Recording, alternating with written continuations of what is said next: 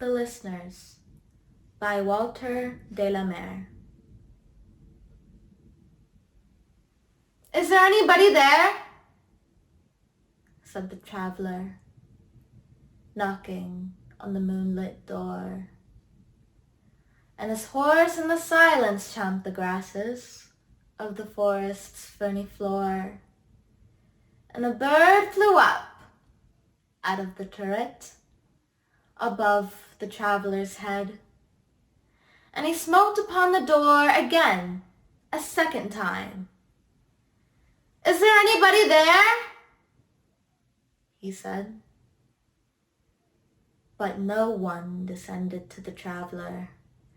No head from the leaf-fringed sill leaned over and looked into his gray eyes where he stood, perplexed and still.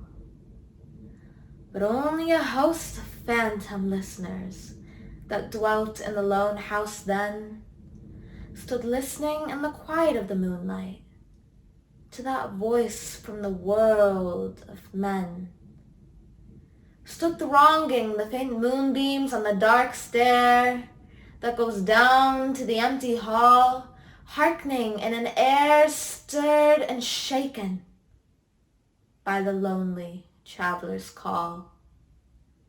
And he felt in his heart their strangeness, their stillness answering his cry, while his horse moved cropping the dark turf 'neath the starred and leafy sky.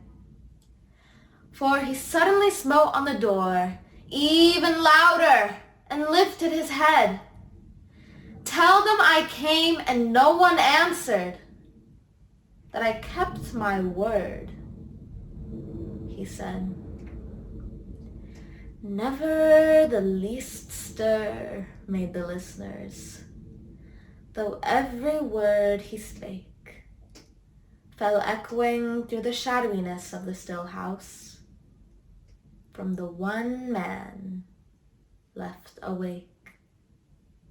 Aye, they heard his foot upon the stirrup and the sound of iron on stone, and how the silence surged softly backward when the plunging hoofs were gone.